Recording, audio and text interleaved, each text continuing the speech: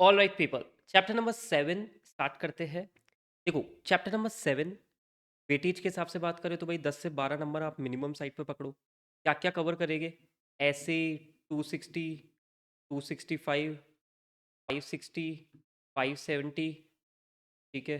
Then 450 cover करेंगे, 580 cover. 6 standards है। 6 वो स्टैंडर्ड बिल्कुल आईसीएस स्टडी मटेरियल में जो दे रखा है वही हम पढ़ेंगे, बट का स्पेशल तरीके के जो नोट्स आपके लिए है उससे अपन डिस्कस करें। ठीक है। ऐसे 260 कम्युनिकेशन विथ TCWG। अब पहली बात करते हैं, TCWG कौन है? Those charge with governance. बहुत बढ़िया। अब दोज चार्ज विद गवर्नेंस है क्या? क्या करते हैं ये? देखो, ये बेसिकली क्या होता है, इन पे रिस्पॉन्सिबिलिटी होती है for strategic decisions. Strategic decisions को ओवरसी करने की रिस्पॉन्सिबिलिटी किस पे होती है? TCWG पे।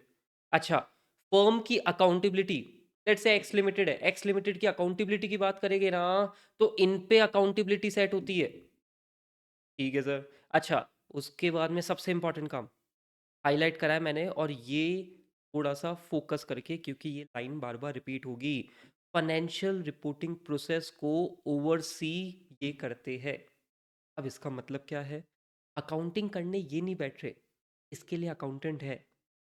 प्रॉपर तरीके से अकाउंटेंट वो कर रहा है, पर प्रॉपर फाइनेंशियल रिपोर्टिंग का प्रोसेस स्मूथली हो रहा है। अल्टीमेटली रिस्पॉन्सिबिलिटी किसकी है? इन लोगों की है। मैनेजमेंट TCWG वालों की है। ठीक है। तो they are the responsible person, और इनको ओवरसी करना होता है फाइनेंशियल रिपोर्टिंग प्रोसेस। ठीक है। तो TCWG से रिलेटेड छोटी सी बातें हमने क्या करी? पहली बात, इन पे स्ट्रेटेजिक डिसीजंस लेने की रिस्पॉन्सिबिलिटी। दूसरा, अकाउंटेबिलिटी ऑफ द एंटिटी, किसकी ऑब्लिगेशन है? इनकी ऑब्लिगेशन है। एंड तीसरा, overseeing the financial reporting process. ठीक है सर। अब आपका स्टैंडर्ड का नाम क्या है? Communication with TCWG। तो यही नीचे हमारा टॉपिक है, matters to be communicated by the auditor.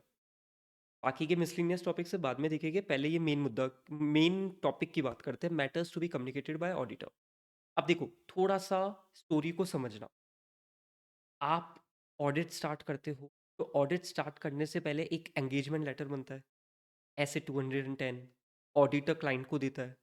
वहां पे क्लियरली क्या लिखा हुआ होता है? Responsibility of the auditor. ठीक है सर। ऑडिटर की रिस्पॉन्सिबिलिटी कम्युनिकेट करी जाती है। बढ़िया। अच्छा, अब ऑडिट स्टार्ट हो गई, आपने प्रॉपर तरीके से एक प्लानिंग करी। तो प्लानिंग जो आप करते हो ना, जनरली क्या होता है, आप प्रैक्टिकली देखते हो कि प्लानिंग करने के बाद में मीटिंग बिठाई जाती है, और मैनेजमेंट, TCWG वाले लोग, यहाँ पे ऑडिटर के मेन मेन लोग, वो बैठ के डिस्कस करते हैं कि भाई हमारा ये प्लानिंग है, हम इस तरीके से ऑडिट कंप्लीट करेंगे, आप हमें ये इन्फॉर्मेशन देंगे। तो प्रॉपर तरीके से plan, scope and timing of audit का कम्युनिकेशन होता है। ठीक है। उसके साथ साथ तुम कॉमन सेंस लगाओ, कोई भी सिग्निफिकेंट मैटर होगा, सिग्निफिकेंट फाइंडिंग्स होगी, वो टाइमली बेसिस पे कम्युनिकेट होना जरूरी है। फॉर एग्जाम्पल, सपोज करो कोई मिसस्टेटमेंट है, मिसस्टेटमेंट है तो भाई मिला है तो उसको हाथों हाथ हम कम्युनिकेट करके करेक्ट कराने की कोशिश करेंगे। ये नहीं है सीधे भाई लास्ट में जाके बोलेगे हम तो मॉडिफाई कर रहे हैं, ऐसा नहीं होता। सिग्निफिकेंट फाइंडिंग्स आपको टाइमली बेसिस पे बतानी जरूरी है, ताकि वो भी एक्शंस ले सके। अब इसका फायदा क्या है? यार, उनको फाइनेंशियल रिपोर्टिंग प्रोसेस को ओवरसी करना है, TCWG वालों को। अभी तुम क्या आराम से इंपॉर्टेंट चीजें बताते चलोगे ना, तो उनको भी हेल्प होगी फाइनेंशियल रिपोर्टिंग प्रोसेस को ओवरसाइट करने में। ठीक है। और यही तुम्हारे 3 पॉइंट है, matters to be communicated by the auditor. Question आपका स्पेसिफिकली यहां से पूछने के चांसेस हमेशा ज्यादा रहे। तो matters to be communicated by the auditor. पहला point, auditor responsibility in relation the FS audit. भाई क्या रिस्पॉन्सिबिलिटी है? ओपिनियन देना। फाइनेंशियल स्टेटमेंट जो मैनेजमेंट ने प्रिपेयर करे हैं with the oversight of the TCWG, उस पर हमारी रिस्पॉन्सिबिलिटी क्या है? ओपिनियन देना। That's it. पर ध्यान में रखना, एक पॉइंट और लिखोगे तुम साथ में, हम ओपिनियन दे रहे हैं, हम अपनी रिस्पॉन्सिबिलिटी पूरी कर रहे हैं, तुम तुम्हारी रिस्पॉन्सिबिलिटी बिल्कुल पूरी करना। It does not relieve management और TCWG of their responsibility. Audit हो रही है, इसका ये मतलब नहीं है कि तुम तुम्हारी रिस्पॉन्सिबिलिटी से पीछे हट जाओ, तुम्हें अपना काम पूरा ढंग से करना है। ठीक है। पहला पॉइंट तो बहुत ईजी है। दूसरा, plan, scope and timing of audit. Auditor shall communicate with TCWG overview of the plan, scope and timing of the audit.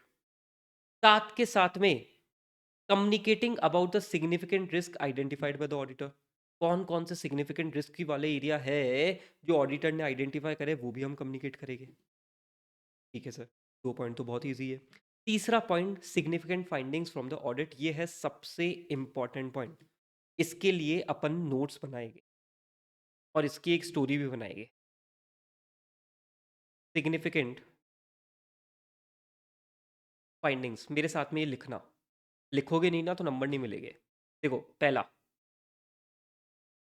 Auditor view about qualitative aspect किसकी, ऑफ अकाउंटिंग प्रैक्टिसेस, तो किसकी बात करता है, पॉलिसी, एस्टिमेट्स, डिस्क्लोज। ऑडिटर का क्या view है about the entity's accounting practices, that is accounting estimates.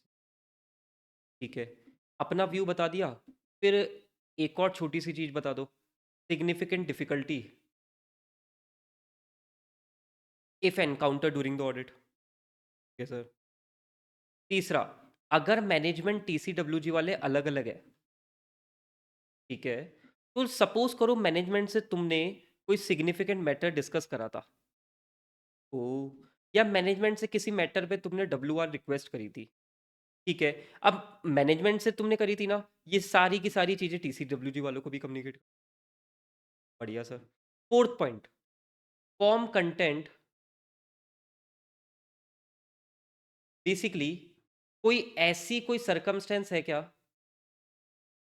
जिससे ऑडिट रिपोर्ट का फॉर्म कंटेंट चेंज हो सकता है। एग्जाम्पल के लिए ऐसे 705 की तरफ इशारा कर रहा हूँ मैं, तो मतलब मॉडिफिकेशन हो सकता है क्या, कोई ऐसा मिसस्टेटमेंट मिला है क्या, कोई मटेरियल मिसस्टेटमेंट जो इशारा कर रहा है कि भाई मॉडिफिकेशन की तरफ जाना पड़ सकता है, कम्युनिकेट करो। एंड फिफ्थ आपका हो जाता है other significant matter. Other significant matter, अब यहाँ पे भी अदर सिग्निफिकेंट मैटर पूरा मत लिख के आ जाना, यहाँ पे लिखना पड़ेगा that in the professional judgement is of importance, ताकि आप कम्युनिकेट करो which will help TCWG in oversight financial reporting process. ठीक है, ये तो तुम्हारे 5 पॉइंट है। अब 5 पॉइंट को याद करने का सिंपल तरीका क्या है, सिंपल तरीका मैं तुम्हें बताता हूँ। एक बार पहले ये 5 पॉइंट ऊपर ऊपर से देख लो। Qualitative aspect of the entity's accounting practices including accounting policies, estimates, disclosure. ठीक है, significant difficulties if any encounter during the audit, unless all those charged with governance are involved in managing the entity, significant matters discussed with management, WR the auditor is requesting, circumstances that affect the form and content of audit report, वही modification की तरफ इशारा, and any other significant matter that in the auditor professional judgement are relevant to the oversight of the financial.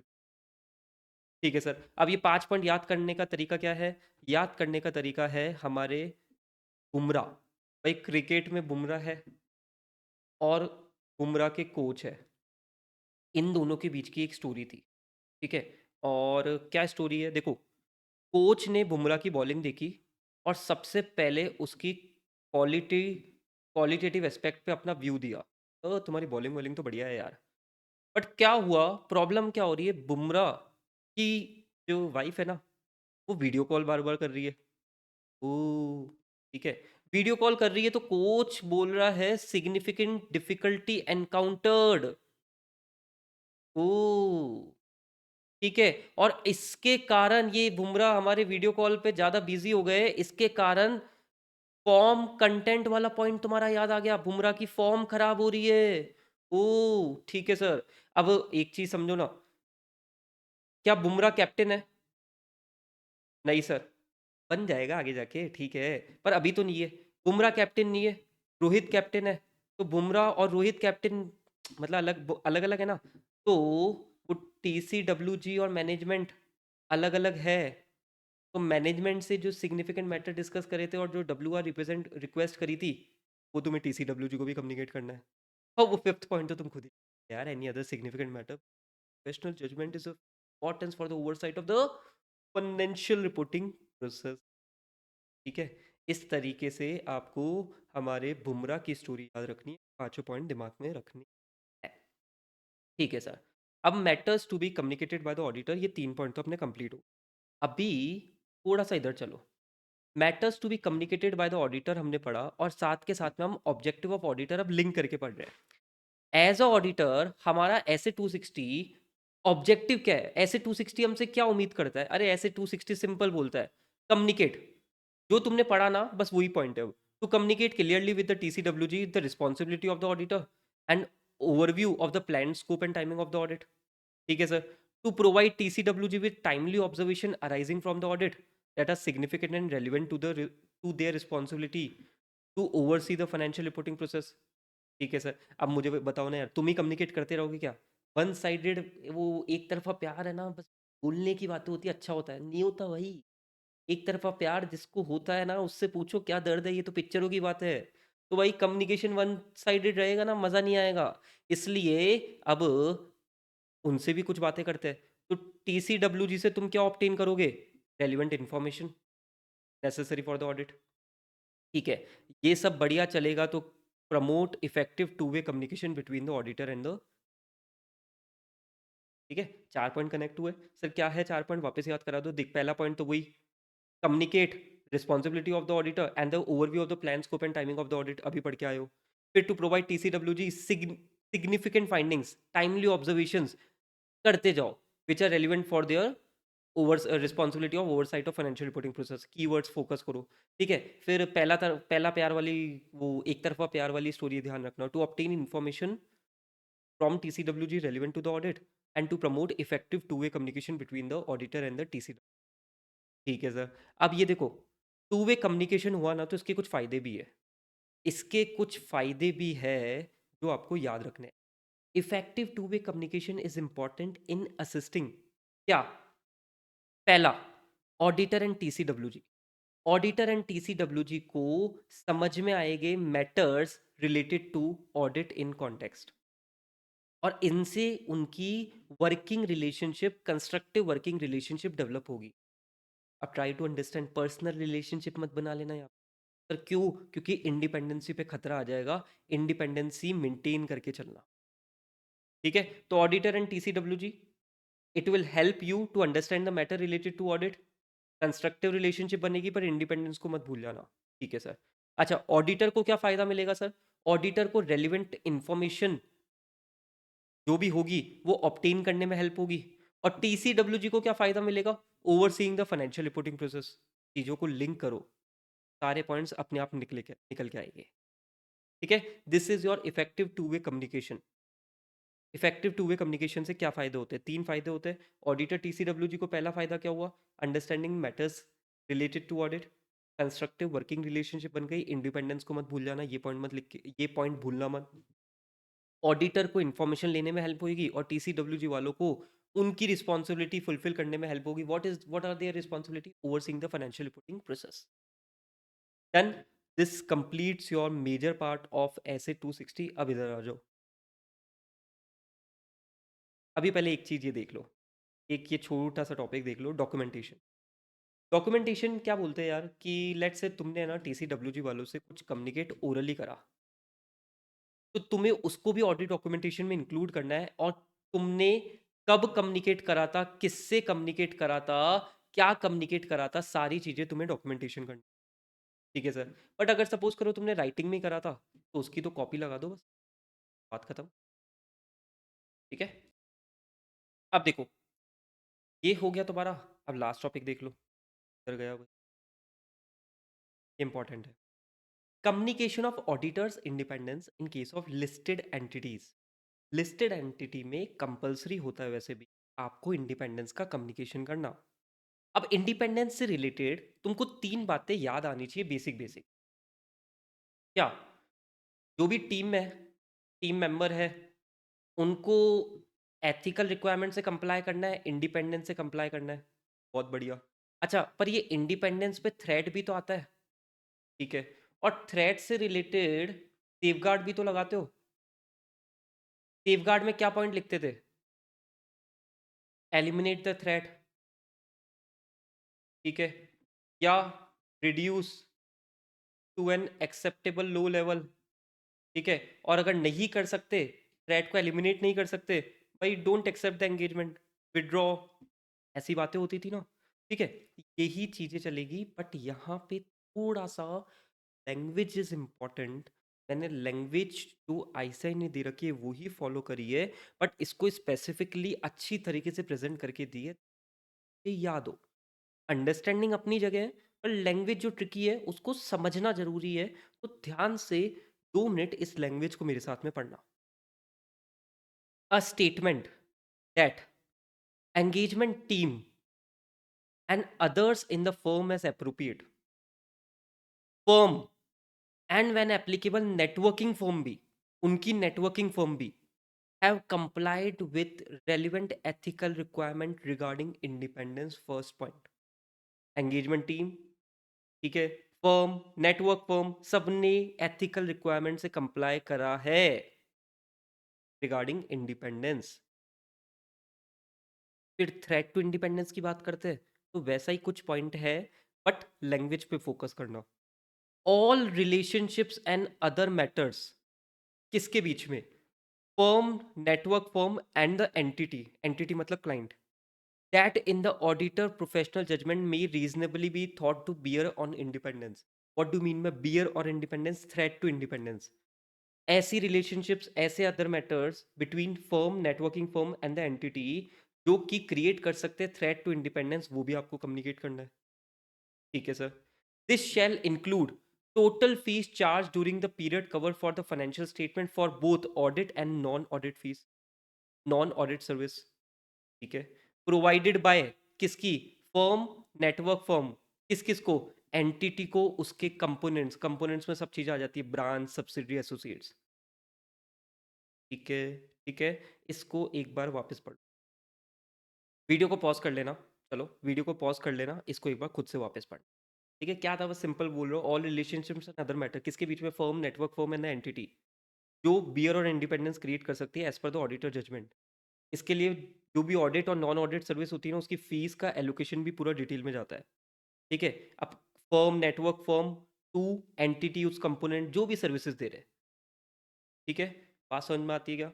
और third point है आपका related safeguards that have been applied to eliminate identified threats to independence और reduce them to an acceptable. This completes my SA 260 communication with TC. मुश्किल से 15 minute लगे होंगे अपन को, अपना पूरा डिटेल में समझ के हमने कर लिया। इतना आपको समझा दिया है कि आप एग्जाम में लिख के आ सकते हो। डन, ऐसे 260 कंप्लीट। आगे बढ़ते हैं, आ जाओ 560 पे आ जाओ। 260 के बाद 560, सब्सिक्वेंट इवेंट, बहुत इंपॉर्टेंट है, काफ़ी टेक्निकल है। ठीक है, टेक्निकल है, थोड़ा सा टाइम लगेगा, बट साथ में करना, मेरे बने रहना, पूरा स्टैंडर्ड आपको समझ में आ जाएगा एक बार में। ताकि देखो प्रॉब्लम क्या होती है, इंस्टीट्यूट एमसीक्यूज पूछता है। अब एमसीक्यूज कभी बहुत इजी निकल जाते हैं, तो कोई ऐसा भी अटेम्प्ट आएगा जहाँ पे बहुत बढ़िया निकलेगे। ठीक है, अब ये स्टैंडर्ड ऐसे है जहाँ पे आपको टेक्निकलिटीज नहीं पता और इंस्टीट्यूट ने वो टारगेट्स कर ली ना, तो दो दो नंबर सीधे जीरो होंगे। तो फोकस करना, ऐसे 560 सब्सिक्वेंट इवेंट। देखो 31/3,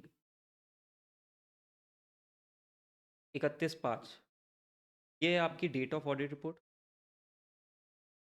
ये है आपकी डेट ऑफ एफएस।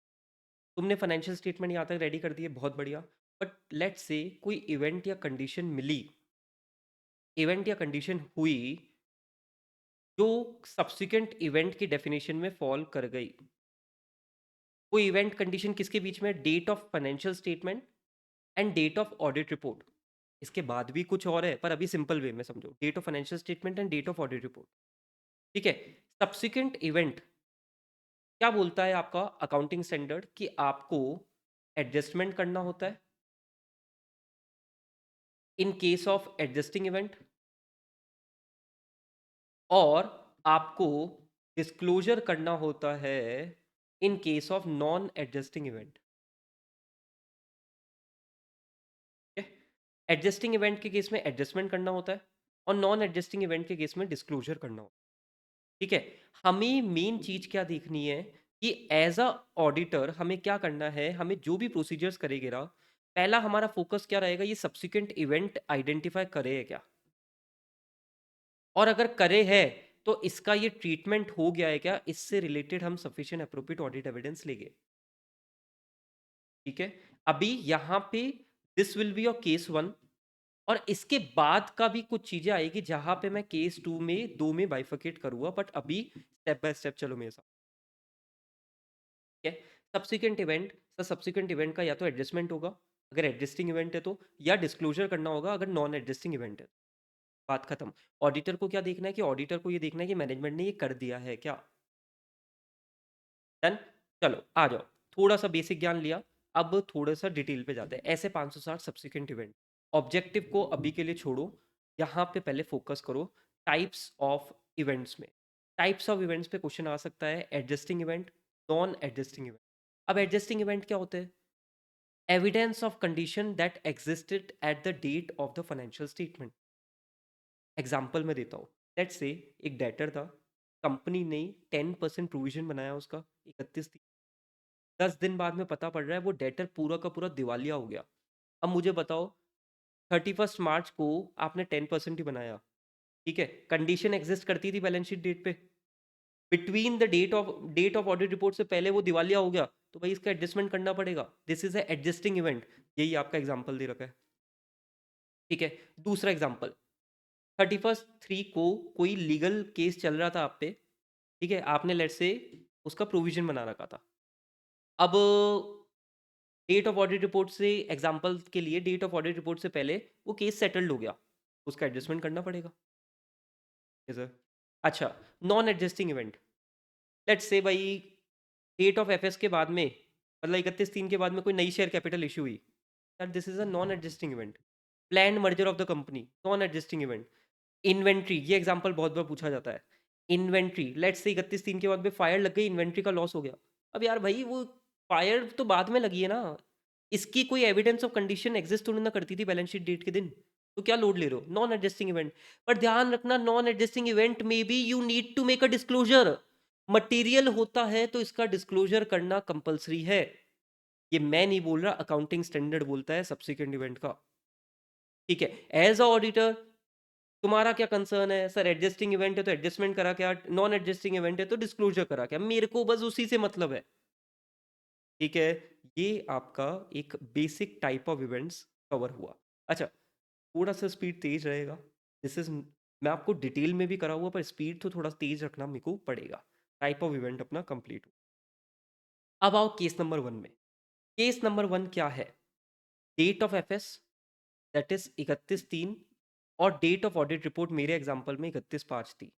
इनके बीच में आपकी क्या रिस्पॉन्सिबिलिटी है, एज अ ऑडिटर आपकी क्या रिस्पॉन्सिबिलिटी है। ठीक है? अगर थोड़ा सा तुम्हें कनेक्ट करूं, तो objective of the auditor simple way में, लो, hint case number one, obtain sufficient appropriate audit evidence whether event occurring between the date of FS and the date of audit report, case number one था ये, date of FS and date of audit report, this is your case number one. क्या entity ने इसका adjustment कर दिया है या disclosure कर दिया है क्या, हमें इससे related sufficient appropriate audit evidence है। क्लैरिटी, ठीक है, थोड़ा सा लिंकिंग हुई। अब आओ, बहुत ही बढ़िया, बहुत इजी टॉपिक है, इस केस को ध्यान में रख के चल। ठीक है, पॉइंट बाय पॉइंट चलेंगे। पहला पॉइंट तो आपका यही होगा, as a auditor what is your responsibility, you need to obtain sufficient evidence requiring adjustment और डिस्क्लोजर्स आर आइडेंटिफाइड। इसका मतलब क्या, कि आपको सफिशिएंट एविडेंस लेना है कि सारे इवेंट जो कि between the date of FS and the date of audit report है, that is your case number one, requiring adjustment और disclosures are, focus here, identified. ठीक है, इसके लिए हम क्या करेंगे सर, इसके लिए हम करेंगे risk assessment procedure, RAP।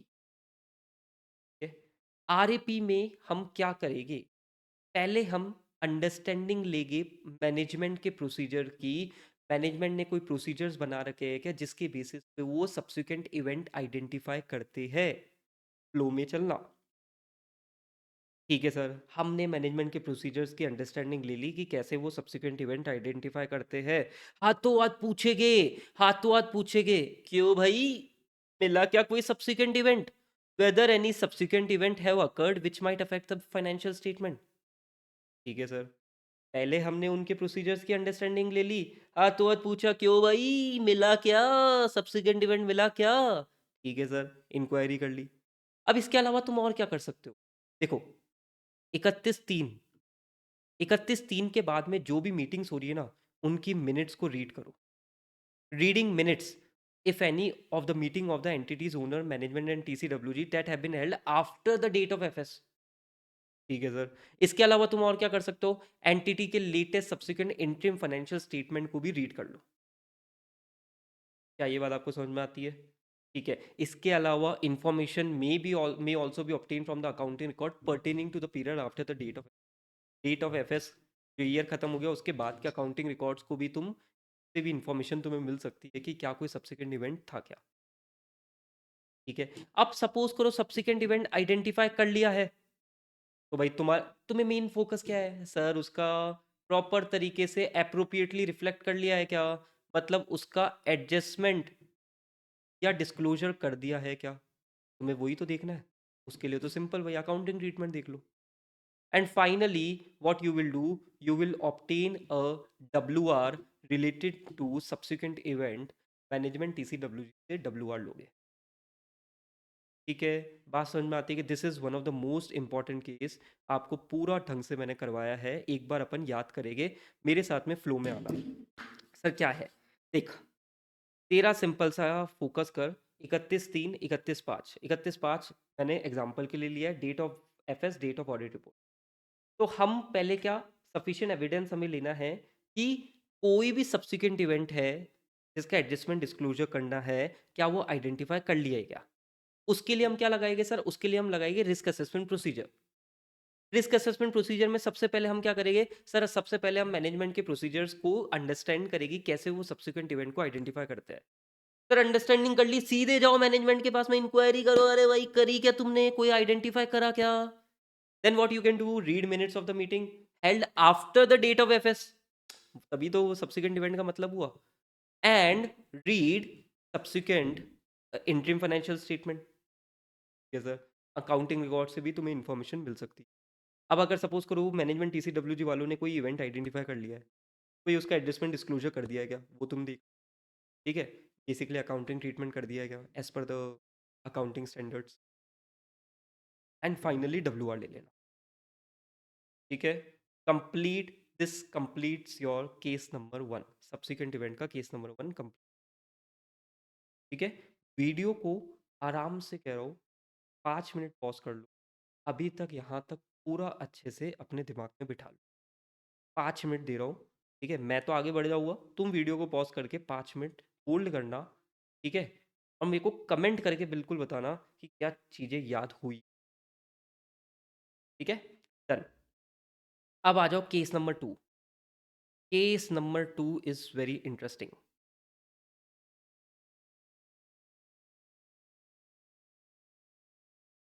Date of audit report,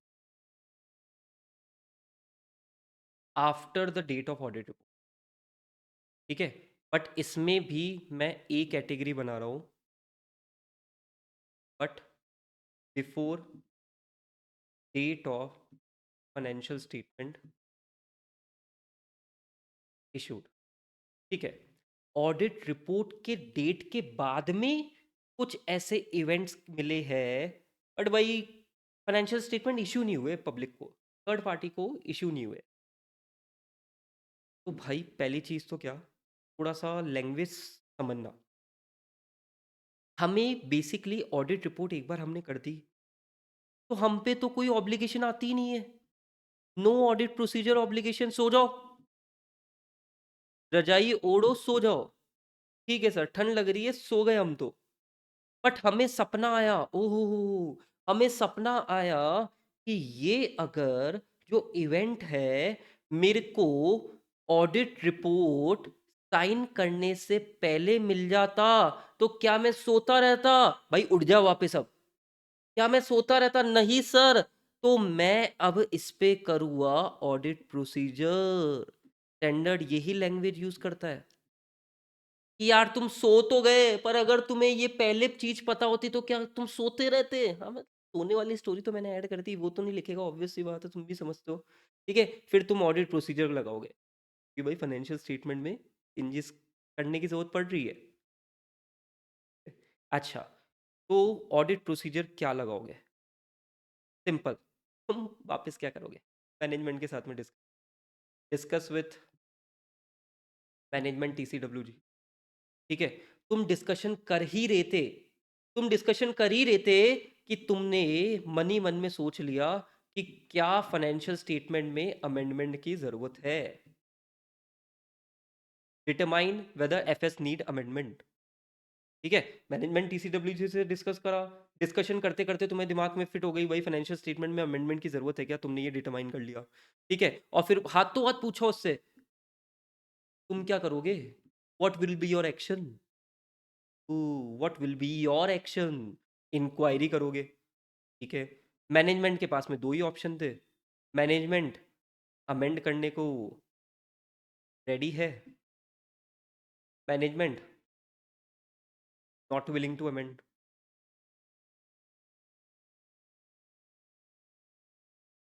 ठीक है सर, ये भी समझ में आ गया। अब अगर मैनेजमेंट अमेंड करने को रेडी है तो तुम क्या करोगे? क्या करोगे? ये एक स्पेशल केस हो गया, ये एक नॉर्मल केस हो गया बेसिकली। ठीक है?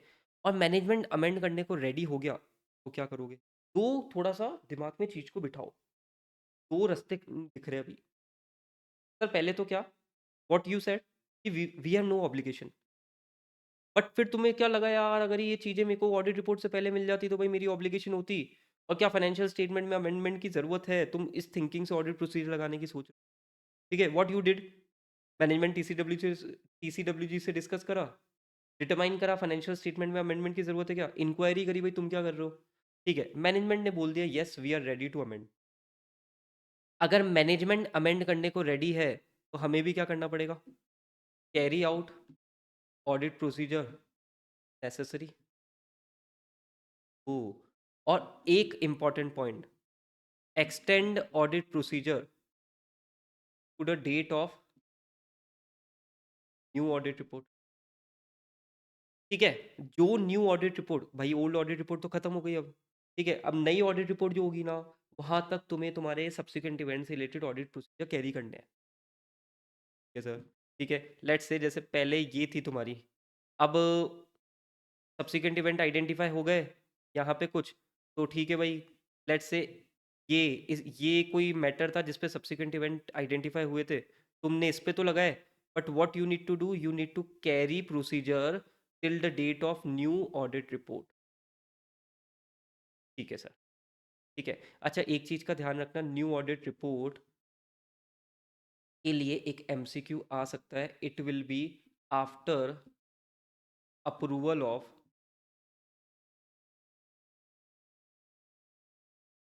तभी आप साइन करोगे, उससे पहले साइन नहीं करो। ठीक है, एक बार यहाँ तक पढ़े, एक बार यहाँ तक पढ़े। No obligation to perform any audit procedure. However, had it been known to the auditor at the date of audit report, may have caused the auditor to amend the auditor report. तो auditor क्या करेगा? Matter discuss करेगा management से, TCWG से, determine करेगा whether the financial statement need amendment, inquiry how management intends to address these matters. Management ने amend करने को रेडी हो गए, auditor shall carry out audit procedure necessary, extend audit procedure to the date of new audit report. But ध्यान में रखना, यहाँ पे एक एमसीक्यू आ सकता है, new audit report shall not be dated earlier than the date of approval of the amended financial statement. ठीक है, ये तो मैनेजमेंट अग्री हो गया, बट एक केस स्पेसिफिकली समझ के चलना। ये जो तुम्हें बोल रहा हूँ स्पेशल केस है लॉ और रेगुलेशन या एप्लिक या एफआरएफ का। सर क्या है? तुमने ये प्रोसीजर एक्सटेंड करे थे ना, ये सब्सिक्वेंट इवेंट आया था, तुमने प्रोसीजर एक्सटेंड करे थे। ठीक है, अब स्पेशल केस क्या है? लॉ रेगुलेशन और एफआरएफ बोलता है, मैनेजमेंट को अलाउ करता है टू डू रिस्ट्रिक्टेड अमेंडमेंट।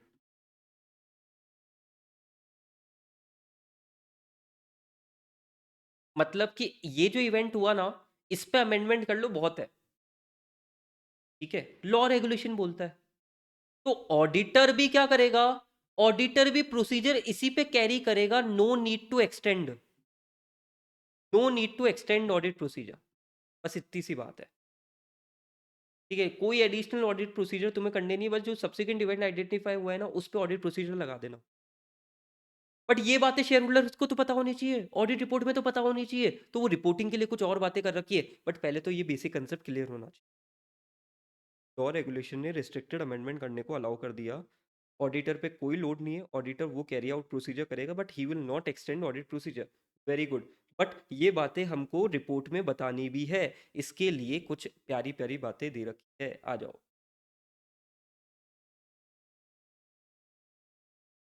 ये तुम पढ़ लेना। In such case the auditor must either modify the auditor report by adding an additional date. ठीक है, एडिंग एन एडिशनल डेट मतलब एडिशनल डेट मेंशन कर देंगे कि जिस दिन वो सब्सिक्वेंट इवेंट मिला था ना, वो डेट मेंशन कर देंगे। ठीक है, specifically for the amendment, including that. अच्छा, मॉडिफाई द ऑडिटर रिपोर्ट, इससे तुम मॉडिफिकेशन मत समझ जाना ना भाई, वो मॉडिफिकेशन नहीं कर रहे हैं, बस ऑडिट रिपोर्ट में एडिशनल डेट मेंशन कर, उससे कंफ्यूज मत होना। Indicating that subsequent event were limited to those amendment, हम इंडिकेट करेंगे कि भाई सब्सिक्वेंट इवेंट यहीं तक ही करे थे, यहीं तक अमेंड हुए थे, और हमने भी ऑडिट प्रोसीजर यहीं तक ही किया। या इशू अ न्यू और amended audit report with a EOM और ओएम पैराग्राफ। हम या तो ऐसे 760 के बेसिस पे ईओएम या ओएम पैराग्राफ डाल देंगे, और वहीं पे क्लियरली बताएंगे कि भाई audit procedures were restricted to a particular amendment only. क्यों? क्योंकि लॉ एंड रेगुलेशन। ठीक है सर, डन। अब आ जाओ, मैनेजमेंट ने मना कर दिया। अगर मैनेजमेंट ने मना कर दिया तो थोड़ा सा दिमाग लगाना पड़ेगा, सोचना पड़ेगा। ऑडिट रिपोर्ट मैंने साइन कर दी थी, पर ऑडिट रिपोर्ट मेरे पास ही है। ओ हो, सोचो सोचो सोचो, दिमाग लगाओ। ऑडिट रिपोर्ट मैंने दी नहीं अभी, तब तो मेरे पास में ऑप्शन है मॉडिफाई करने का। हाँ सर, मैं ऑडिट मैनेजमेंट अमेंड करने को मना कर रहा है, तब तो मेरे पास में ऑप्शन हुआ ना भाई अमेंड करने का। हाँ सर, तो भाई मतलब अमेंड नहीं, मॉडिफाई करने का, राइट वर्ड यूज करो। मॉडिफाई करने का मेरे पास में ऑप्शन है ना, मैं मॉडिफाई कर दूंगा, फिर इश्यू करूंगा रिपोर्ट। बट व्हाट इफ मैंने ऑडिट रिपोर्ट साइन करके मैनेजमेंट को दे दी थी? अगर मैंने मैनेजमेंट को दे दी थी ना, तो मैं मॉडिफाई तो कर नहीं पा रहा हूँ। मैं मैनेजमेंट को इन्फॉर्म करूँगा, टीसीडब्ल्यूजी वालों को इन्फॉर्म करूँगा कि मेरी ये ऑडिट रिपोर्ट तुम कहीं डिस्ट्रीब्यूट नहीं करोगे जब तक तुम अमेंडमेंट नहीं करते। ठीक है, बट सपोज करो उन्होंने ये इशू कर दिया, तो what I will be doing? I will prevent reliance on my audit. बात समझ में आती है? मैनेजमेंट रिफ्यूजेस टू अमेंड, ये कुछ केसेस है, पॉइंट्स है। अगर तुम्हारे पास में ऑडिट रिपोर्ट है, मॉडिफाई करके दे दो। तुम्हारे पास में नहीं है तो भाई उनको बोलो कि भाई मेरी रिपोर्ट तुम इशू नहीं करोगे जब तक अमेंडमेंट नहीं होगा। तो उन्होंने कर दी, तो you need to take action, you need to make sure that no one is relying on your report. Sir, clarity है? This is your case number 2, बहुत बढ़िया केस नंबर 2 मैंने आपको डिटेल में कवर करा दिया। ठीक है, डन। अब आ जाओ, देखो, अगेन सजेशन है, 2-3 मिनट पॉज लो वीडियो। ठीक है, केस नंबर 2 का ए पार्ट अच्छे से एक दो, उसके बाद में बी पार्ट को देखना।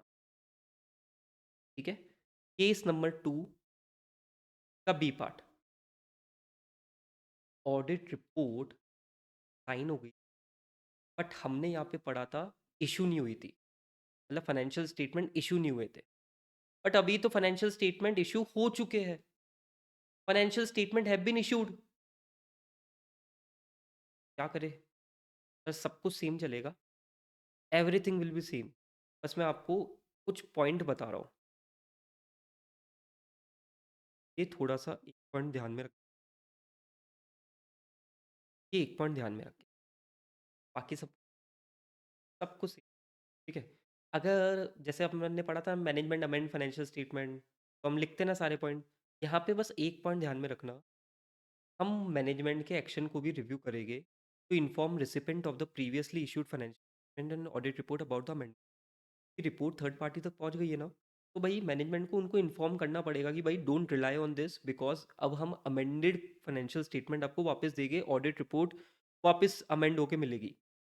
ये एक पॉइंट तो ये, और एक पॉइंट ये, management fails to take necessary steps, मतलब क्या, उन्होंने अमेंड करने से वो फेल हो गए, या वो रिसिपेंट को इन्फॉर्म नहीं करा उन्होंने टाइमली बेसिस पे, तो ऐसे केस में ऑडिटर क्या करेगा, ऑडिटर मैनेजमेंट टीसीडब्ल्यूजी वाले को नोटिफाई करेगा that auditor will act to prevent future reliance on the auditor report, और मैनेजमेंट टीसीडब्ल्यूजी फिर भी स्टेप नहीं ले पाए, तो auditor need to take a appropriate measures to prevent reliance on the audit.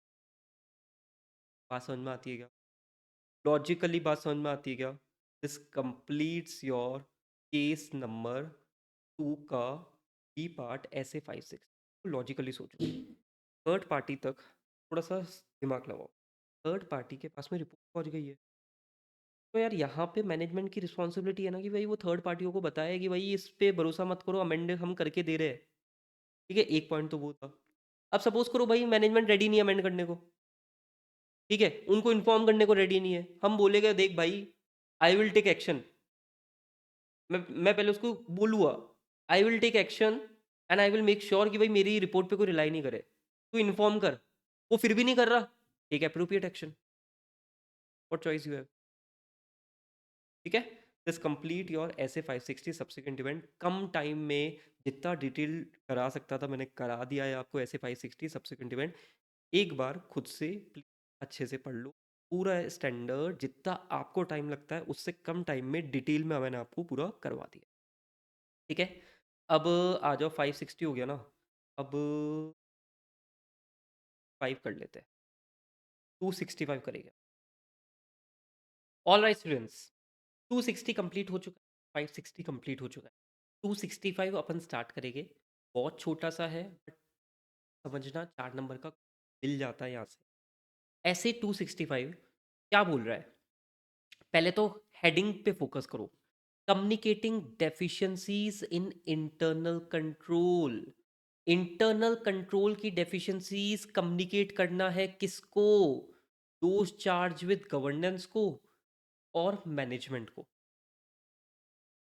अब मुद्दा तो यही है कि भाई सर ये डेफिशिएंसी क्या है, पहले तो ये बता दो, क्योंकि डेफिशिएंसी समझ में आ गई उसके बाद में आगे बात करेंगे कैसे कम्युनिकेट करना है, पर पहला मुद्दा तो यही है कि डेफिशिएंसी क्या है। तो डेफिशिएंसी इन इंटरनल कंट्रोल, इसको किस तरीके से डिफाइन कर रखा है, देखो मैं इजी भी करता हूँ आपके लिए। इंटरनल कंट्रोल की डेफिशिएंसी एग्जिस्ट करती है जब कंट्रोल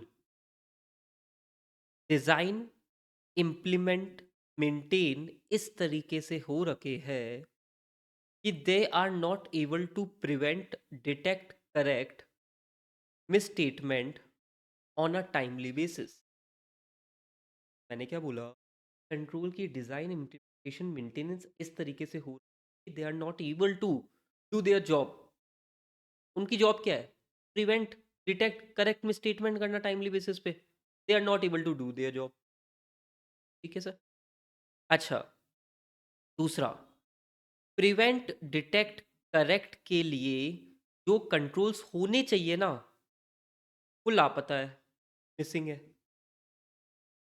तो भी आप क्या बोलोगे, डेफिशिएंसी इन इंटरनल कंट्रोल। बात समझ में, ठीक है, control necessary to prevent, detect, correct statement in the financial statement on a timely basis is missing. ठीक है, ये तो हुई आपकी डेफिशिएंसी। अब ये डेफिशिएंसी को सिग्निफिकेंट डेफिशिएंसी कब बोलोगे, जब ऑडिटर को लगता है as per his professional judgement कि ये डेफिशिएंसी टीसीडब्ल्यूजी वालों के अटेंशन में होनी चाहिए, तब उसको अपन सिग्निफिकेंट डेफिशिएंसी। ठीक है, अब ऑडिटर प्रोफेशनल जजमेंट लेगा तो ऑब्वियसली कुछ फैक्टर्स देखेगा, उसके अपन कुछ एग्जांपल्स अभी देखेंगे। ऑडिटर सबसे इंपॉर्टेंट जो देखता है ना इसमें, वो देखता है कि likelihood of the misstatement could occur, मतलब क्या चांसेस है कि इससे मिसस्टेटमेंट होगा, और potential magnitude of the misstatement, मतलब मटेरियल मिसस्टेटमेंट के क्या चांसेस है इस डेफिशिएंसी के कारण, वो ये लॉजिक लगा के सोचता है। ठीक है। डेफिशिएंसी इन इंटरनल कंट्रोल तुम ऊपर पढ़ के आए। सिग्निफिकेंट डेफिशिएंसी क्या है? ऑडिटर के प्रोफेशनल जजमेंट के हिसाब से टीसीडब्ल्यूजी को अटेंशन में होना चाहिए ये, तब वो क्या बोलेगा भाई ये सिग्निफिकेंट डेफिशिएंसी। एंड दो इंपॉर्टेंट वर्ड क्या आ गए आपके? Likelihood plus potential magnitude. Likelihood किसका? ठीक है। ये तो हो गई आपकी बेसिक डेफिनेशन। अब आ जाओ कम्युनिकेशन पे। देखो, मैंने क्या बोला था तुम्हें?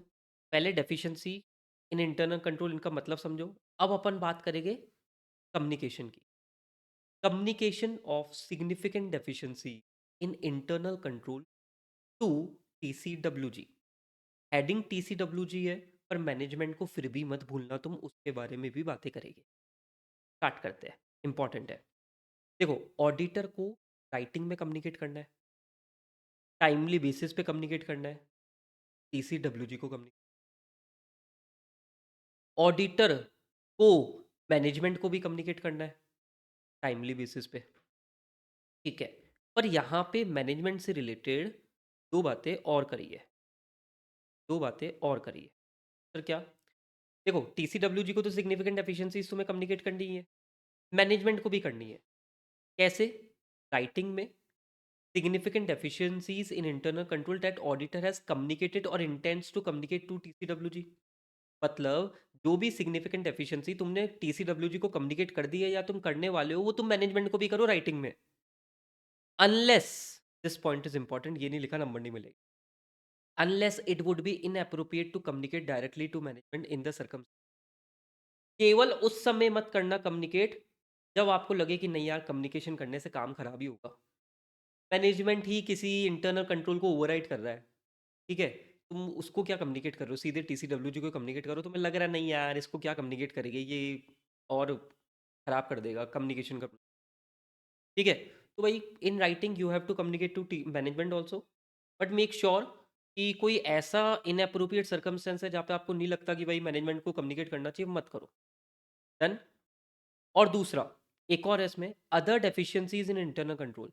सिग्निफिकेंट डेफिशिएंसीज तो तुम्हें कम्युनिकेट करनी ही है मैनेजमेंट को, अदर डेफिशिएंसीज भी कम्युनिकेट करनी है जो नहीं कम्युनिकेट करी गई है मैनेजमेंट को by other parties. For example suppose करो इंटरनल ऑडिटर कोई डेफिशिएंसी मिली, उसने सीधे तुम्हें बता दी, तुम्हें पता पड़ा यार ये बात मैनेजमेंट को पता नहीं है, तो मैनेजमेंट को बता दो। ठीक है।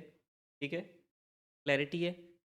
अब है ये मेन मुद्दा, तुम कम्युनिकेट कर रहे हो ना, तो कम्युनिकेट करते समय कुछ चीज़ों का ध्यान में रखना है।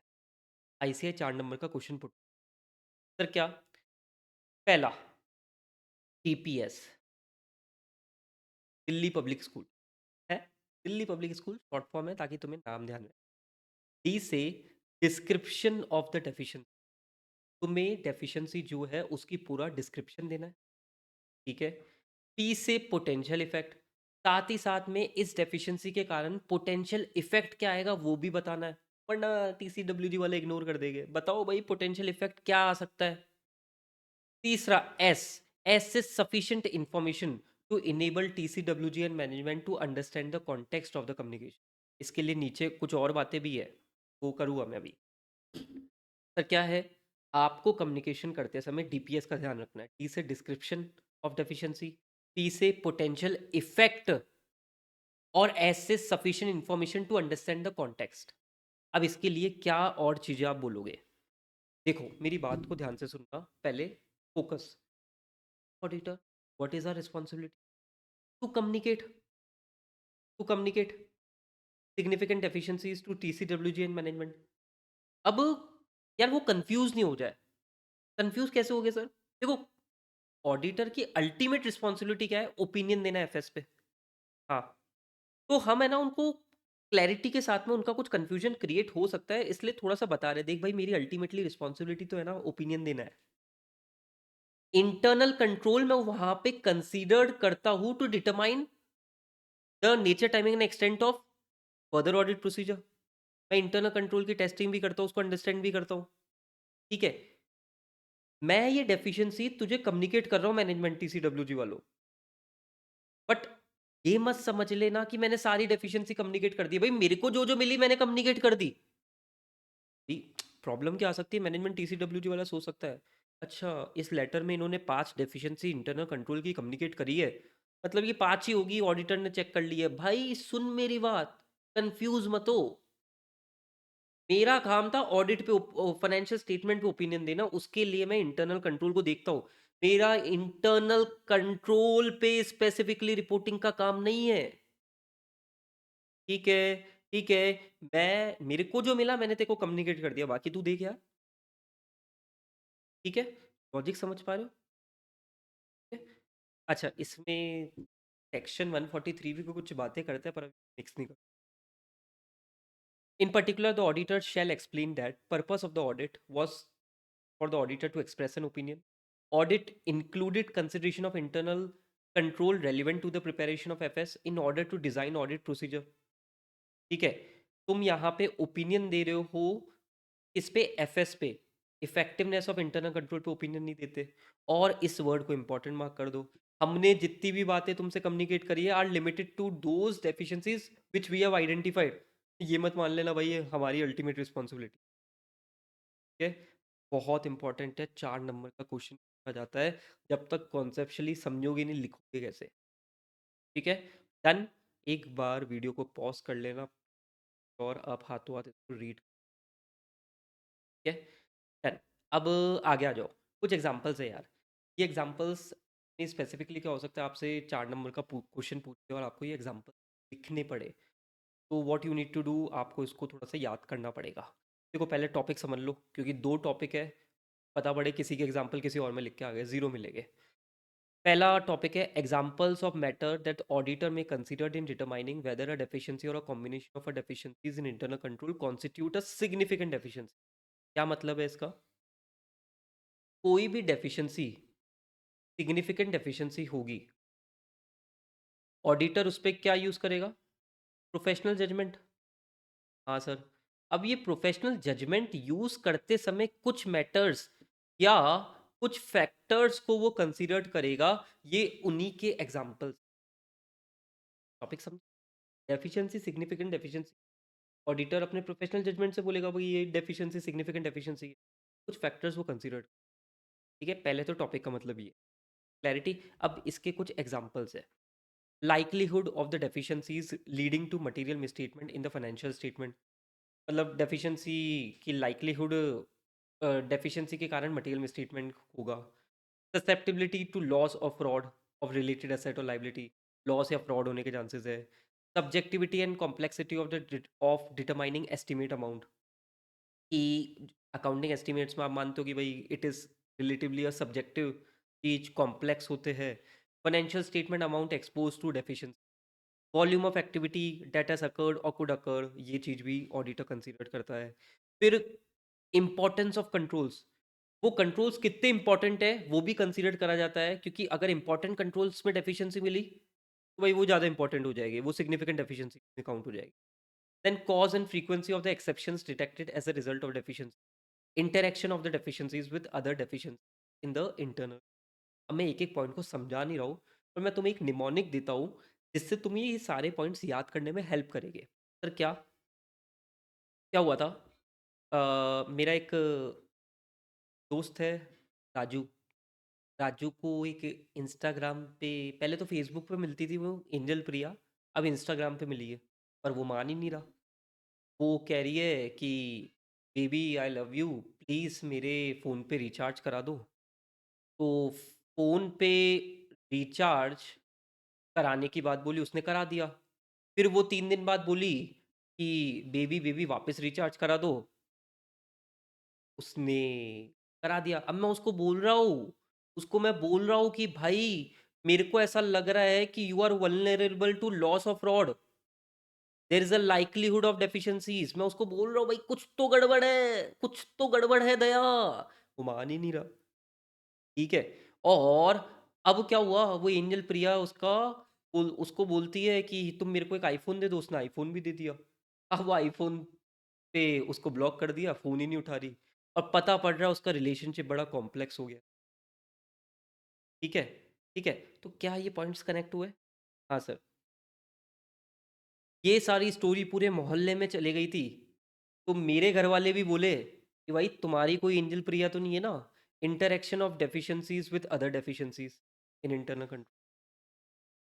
ठीक है, क्योंकि आजकल बहुत सारे एक्सेप्शंस दिख रहे हैं, इसलिए बता दो भाई, कोई तुम्हारी भी एंजल प्रिया जैसी तो नहीं है ना? आईफोन वाईफोन तो देने के मूड में नहीं हो ना? तो क्या ये कुछ स्टोरी से सारे पॉइंट्स याद हो सकते हैं? तो बिल्कुल हो सकते हैं। मैंने बस यही कोशिश की है कि सारे पॉइंट्स की एक स्टोरी बना दूँ, ताकि थोड़े से पॉइंट्स याद हो जाए, लिखने पड़ेंगे। और ये इंपॉर्टेंस ऑफ कंट्रोल्स, इसमें सारे कंट्रोल्स है, तो जो भी रिलेटेड इंपॉर्टेंट कंट्रोल्स होते हैं, अगर उनमें डेफिशिएंसी, तो again it will lead to significant deficiency. ठीक है, रीड करके चलना। डन। अब एक टॉपिक है, कुछ एग्जांपल्स दे रखे हैं significant deficiencies in internal control. मतलब ऐसे इंडिकेटर जो ऑडिटर को इशारा करेंगे कि भाई साहब सिग्निफिकेंट डेफिशिएंसीज है। ठीक है सर।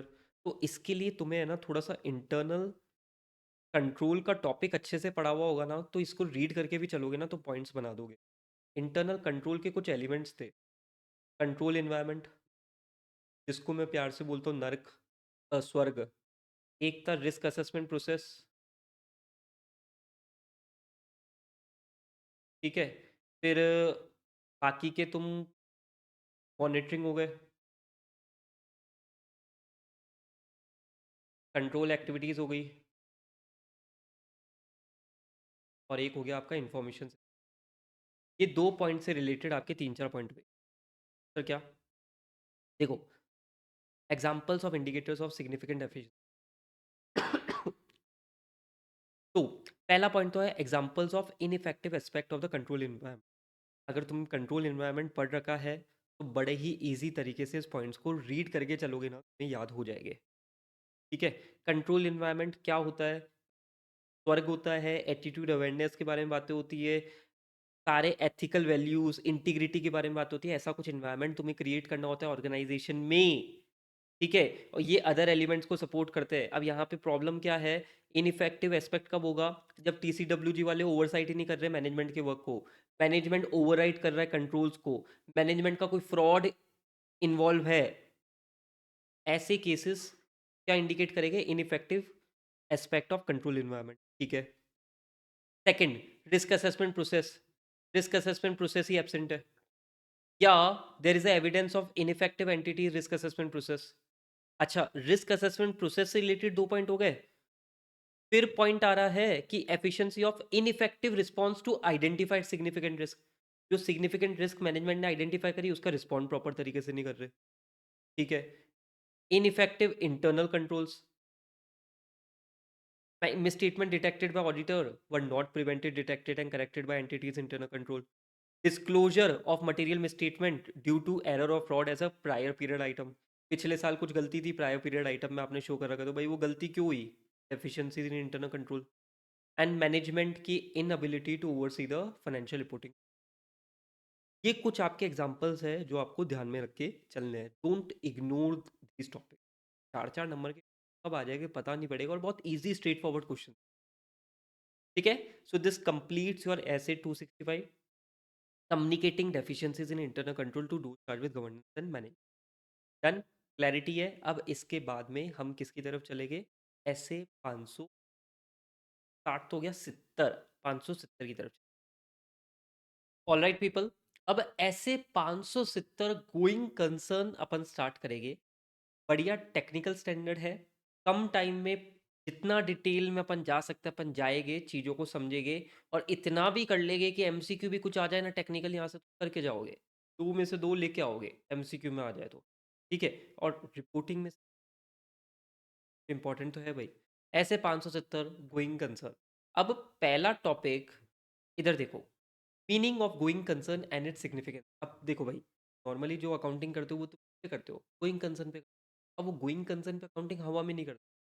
मैनेजमेंट फोर्सिबल फ्यूचर देखता है, और असेसमेंट करता है कि भाई क्या मेरे asset will able to realize and pay my liability, क्या मैं ऑपरेशंस कंटिन्यू कर पाऊंगा, वो असेसमेंट करता है। उस बेसिस पे तुम गोइंग कंसर्न ऑफ अकाउंटिंग करते हो। अब गोइंग कंसर्न की अकाउंटिंग अगर फीजिबल नहीं है तो तुम्हें कौन सी अकाउंटिंग करनी है? लिक्विडेशन अकाउंटिंग करनी है।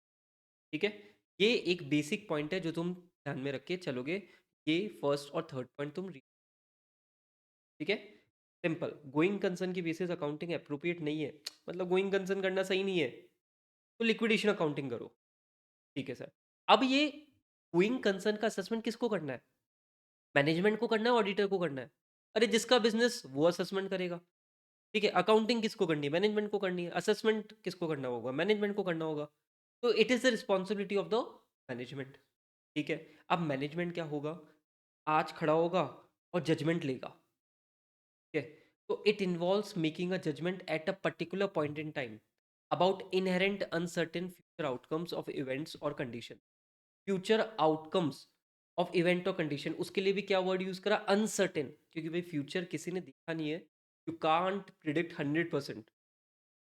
ठीक है, तो कुछ फैक्टर्स होते हैं जो कि रेलिवेंट होते हैं इस जजमेंट के लिए। जैसे फर्स्ट पॉइंट है degree of uncertainty associated with the outcome of an event और कंडीशन।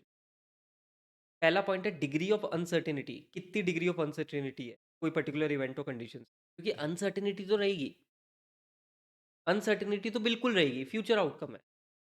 ठीक है, दूसरा size and complexity of the entity, nature and condition of इस business and the degree to which it is affected by external factor also affect the management judgement.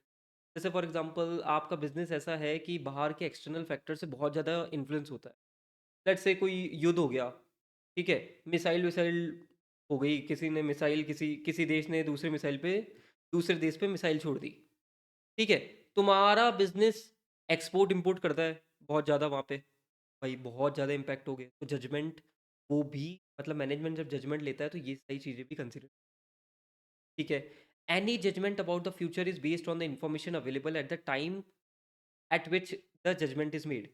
आज management यहाँ पे judgment ले रहा है, लेट से इस particular point पे management judgment ले रहा है अबाउट द फ्यूचर, तो यार जो इन्फॉर्मेशन उसके पास में अवेलेबल है वो उसके बेसिस पे जजमेंट ले रहा है। सब्सिक्वेंट इवेंट कुछ और हो जाए और उसके बेसिस पे कुछ नई इन्फॉर्मेशन निकल जाए तो उसका क्या कर सकते हो? It can be inconsistent. ठीक है, तो ये कुछ फैक्टर्स है जो कि ध्यान में रख के आपको चलने हैं। Following factors are relevant to the management judgment going concern. It is the responsibility of the management, ये चीज। ठीक है सर। अब as a auditor, as a auditor हमारा ऑब्जेक्टिव है। अच्छा, ऑब्जेक्टिव अपने आप में 3 नंबर का क्वेश्चन बनने लायक। ठीक है सर, क्या ऑब्जेक्टिव है? पहला तो सिंपल, हमें सफिशिएंट अप्रोप्रिएट ऑडिट एविडेंस लेना है कि क्या मैनेजमेंट का going concern basis of accounting appropriate है क्या। मैनेजमेंट अगर going concern basis of accounting कर रहा है तो क्या वो अप्रोप्रिएट है क्या, इससे related sufficient appropriate audit evidence लेना। बहुत बढ़िया।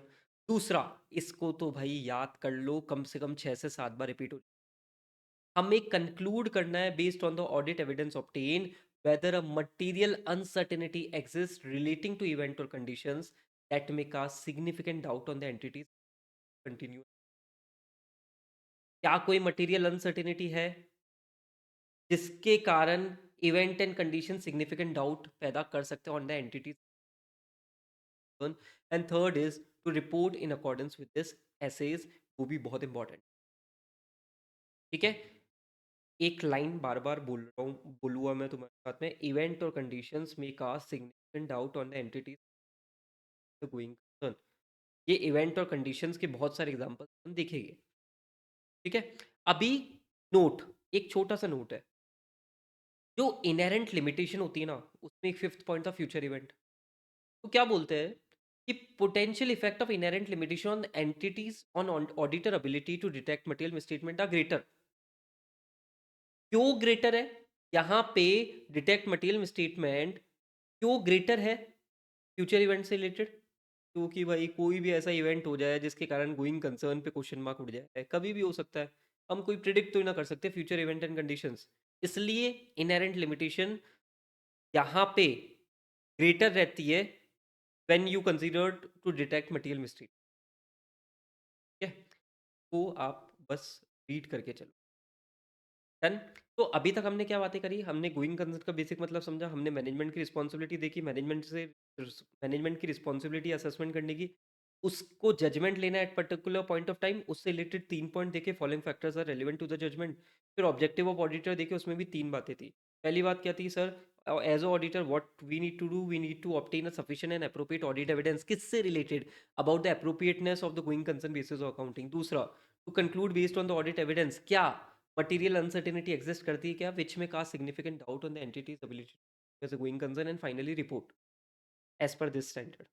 ठीक है सर, अब आ जाओ मेन क्वेश्चन पे, जो बहुत बढ़िया क्वेश्चन है, risk assessment procedure.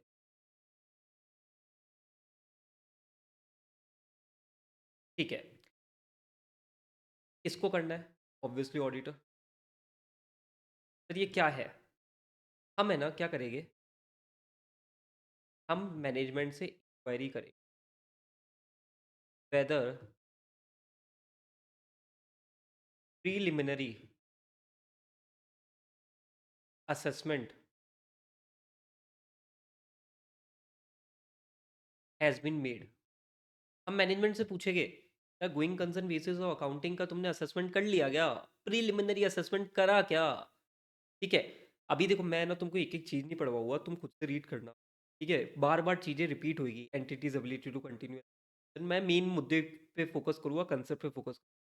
Inquire whether preliminary assessment has been made, किसको करना था, मैनेजमेंट को करना था। ठीक है सर, मैनेजमेंट ने असेसमेंट कर दिया, तो मैनेजमेंट से डिस्कस करेंगे और उनसे पूछेंगे, क्या कोई इवेंट और कंडीशन तुमने आइडेंटिफाई करी क्या, जिसके बेसिस पे significant doubt on the entities ability to continue as a going concern हो जाए। और अगर इवेंट और कंडीशन तुमने आइडेंटिफाई करी है, से रिलेटेड तुम्हारा प्लान क्या है, how will you address that. Assessment किया है, डिस्कस करो असेसमेंट, पूछो क्या कोई इवेंट और कंडीशन मिली है, सो वन सो पूरी की पूरी लाइन आएगी वो। और भाई इवेंट और कंडीशन मिली तो भाई कैसे उसको एड्रेस करोगे, बताओ यार, शर्मा रहे हो। असेसमेंट कर लिया, बहुत बढ़िया। व्हाट इफ असेसमेंट नहीं करा, तो इसकी लैंग्वेज बहुत इंपॉर्टेंट। मैनेजमेंट ने असेसमेंट नहीं करा, हम मैनेजमेंट से पूछ, कॉलर पकड़ लेना इस, अब तो पकड़ मत लेना, एग्जाम में मत लेना, और फील लेके आओ, कॉलर पकड़ लेना और बोलना, भाई what is your basis for going concern accounting then. अरे तूने असेसमेंट ही नहीं किया मेरे भाई, तो तू गोइंग कंसर्न बेसिस अकाउंटिंग किस बेसिस पे कर रहा है। सपना देखा है क्या, हवा में कर रहा है क्या, पूछो उससे। ठीक है, और फिर उसको वापस बोलो, कर लिया असेसमेंट। ठीक है, तो auditor shall discuss with management the basis for the intended use of the going concern basis accounting, किस बेसिस पे गोइंग कंसर्न की अकाउंटिंग कर रहे हो अगर असेसमेंट ही नहीं किया तो। And inquire whether event or condition that may cause significant doubt on the entity's ability to continue as a going concern, whether they have identified any event। ठीक है, उनको बोलो कि भाई अब असेसमेंट कर। ठीक है, बात समझ में आती है क्या, ये तुम्हारे बेसिक 2 पॉइंट है जो तुम्हें ध्यान में रखे, असेसमेंट कर लिया, असेसमेंट नहीं किया। ठीक है, एक पॉइंट भूल के से भी मत, प्रोफेशनल स्केप्टिसिज्म, ऑडिटर को बिल्कुल अलर्ट रहना है, क्योंकि going concern significant event, professional scepticism आपको मेंटेन करके चलना है, so that any event or condition that can cause significant doubt on an entity's ability to continue as a going concern can be identified, sufficient appropriate audit evidence तुम ले सको इस, maintain professional skepticism, be alert throughout the audit। ठीक है, then this completes your risk assessment procedure। Please pause this video, अभी तक जितना पढ़ाया उसको खुद से भी करके कंप्लीट, नंबर नहीं कटने चाहिए रिस्क असेसमेंट। ठीक है, आगे बढ़ते हैं। अब हम बार बार बोल रहे हैं इवेंट कंडीशन, क्या है वो इवेंट कंडीशन, बहुत सारे एग्जांपल्स हैं। इवेंट कंडीशन के बहुत सारे एग्जांपल्स हैं, जिसमें कैटेगराइजेशन या फाइनेंशियल। अब एक छोटी सी चीज, पहले का जब आईपीसी का पेपर होता था ना, तो 4 4 नंबर में ये क्वेश्चन पूछ लेते थे कि एग्जांपल्स बताओ। अभी तुमको वो क्वेश्चन नहीं पूछेंगे, मैं क्वेश्चन क्या पूछेंगे वो भी बताऊंगा अभी। ठीक है, पहले एग्जांपल्स देख लो। डोंट ट्राई टू डू रट्टाफाई, भाई रट्टा का मारो कुछ निमोनिक बनाओ, नहीं ऐसा कुछ ज़रूरत नहीं है यहाँ पे। Just read, basic common sense से रीड करो, खुद से अपने आप पॉइंट लिख। तो गलती से एग्जांपल पूछ भी ये तो ठीक है, पर क्वेश्चन कैसा आएगा एग्जाम में उसका भी थोड़ा सा आपको एक आइडिया दूंगा, क्योंकि वो टेस्ट और नॉलेज में एक बढ़िया क्वेश्चन आई से आएगा, बताऊँ आप ये। तो कुछ फाइनेंशियल इवेंट और कंडीशंस। नेट लाइबिलिटी पोजीशन है, आपकी बोरोइंग की फिक्स टर्म मेच्योरिटी आ गई है बट आपके पास में पैसे नहीं है देने को। अरे भाई साहब, withdrawal of financial support by the creditor, negative operating cash flows चल रहे हैं आपके, की फाइनेंशियल रेशियोज एडवर्स है, substantial operating losses, inability to pay creditors dividend, या तो गेन ये या देना बंद कर दिए, inability to comply with the loan agreement. ठीक है, ये कुछ एग्जाम्पल्स आपके लिए हुए, बाकी के एग्जाम्पल्स आप देख लेना। ये कुछ एग्जाम्पल्स हुए जो आपको रीड करके चलने हैं, तो क्लियरली बता रहा है ना कि भाई ये इवेंट और कंडीशंस है। अभी फॉर एग्जांपल बोरोइंग की मेच्योरिटी आ गई है, बोरोइंग की मेच्योरिटी आ गई है, तुम्हारे पास में पैसा नहीं है देने को, तो भाई डाउट आएगा ना गोइंग कंसर्न पे। इवेंट और condition which may cast entities ability to continue as a going, बस ये एग्जांपल्स फाइनेंशियल इवेंट के। अच्छा, क्वेश्चन कैसे पूछा जा सकता है? एमसीक्यू में बिल्कुल पूछा जा, कि भाई फॉर एग्जांपल आपको कुछ पर्टिकुलर टाइप दे दे और बोले भाई फाइनेंशियल है, ऑपरेटिंग है, अदर है, कैटेगराइज करो। ठीक है, ऑपरेटिंग, ऑपरेटिंग में सिंपल यार, लेट्स से कोई की मैनेजमेंट वाला ऊपर निकल गया या छोड़ के चला गया विदाउट रिप्लेसमेंट, आपकी कोई फ्रेंचाइजी लाइसेंस कैंसिल हो गया, लेबर डिफिकल्टीज हो रही है, रॉ मटेरियल की शॉर्टेजेस है, कॉम्पिटिटर आ गया बड़ा, मैनेजमेंट का इंटेंशन ही है लिक्विडेट करना, कुछ एग्जांपल्स है ऑपरेटिंग। ठीक है, याद करने की जस्ट रीड, 2 बार रीड करो। एंड अदर इवेंट और लेट्स से आपने कोई नॉन कंप्लायंस करा, specific requirement of law regulation, या बैंक लोन में कोई रिक्वायरमेंट थी उसकी नॉन, ठीक है, जैसे let's say pending legal regulatory cases, ठीक है, adverse impact with from change in laws regulation government policy, occurrence of uninsured और अंडर इंश्योर्ड कैटेस्ट्रॉफिक, ठीक है, ये कुछ अदर इवेंट और कंडीशन तो सिग्निफिकेंट डाउट कर। ठीक है, फाइनेंशियल ऑपरेटिंग अदर इवेंट ज़्यादा समझा नहीं रहा हूँ, जस्ट मेक श्योर वर थिंक थरली। ठीक है, डन।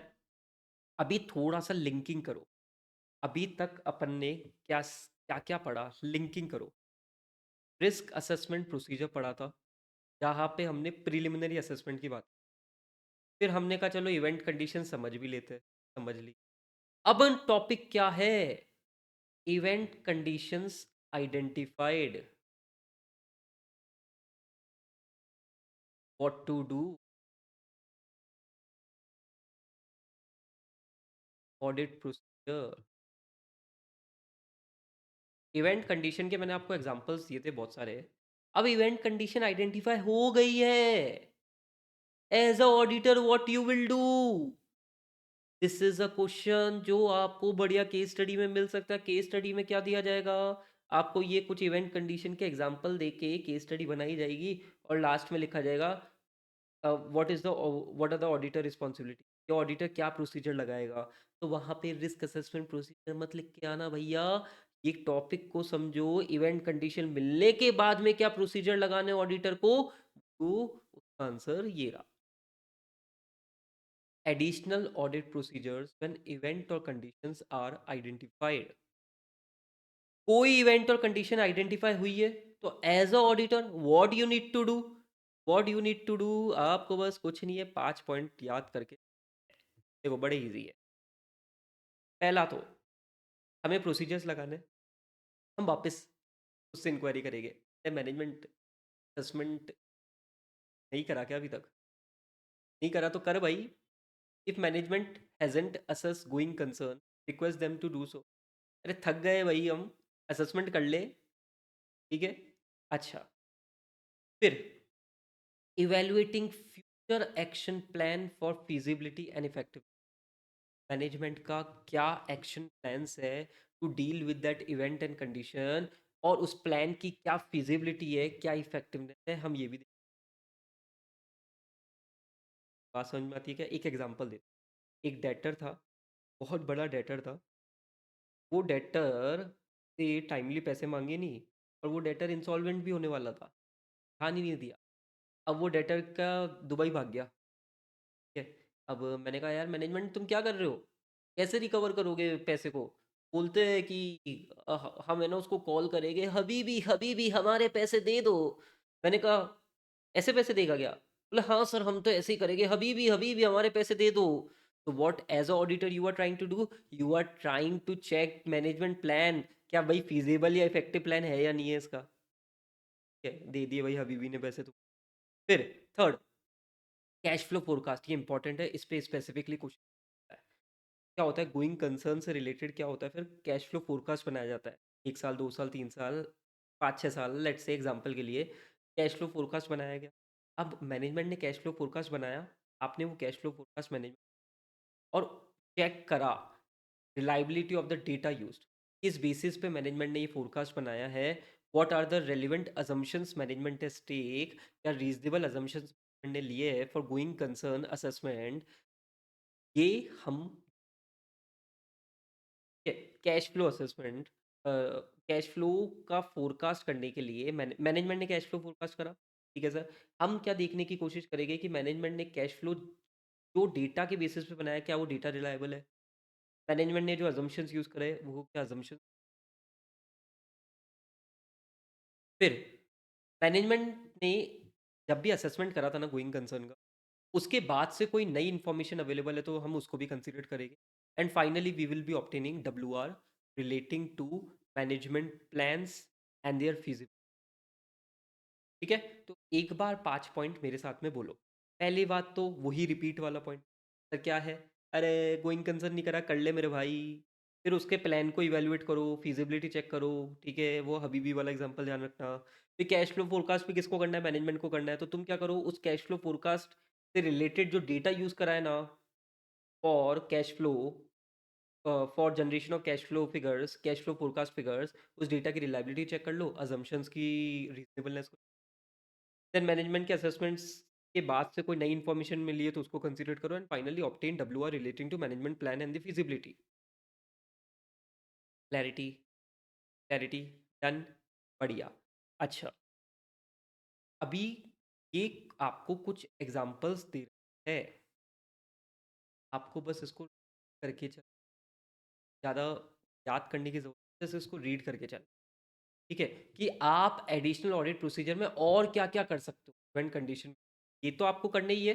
इसके कुछ एग्जांपल्स और दे रखे हैं जिसमें मैं आपको 2 3 मार्क करा देता हूँ।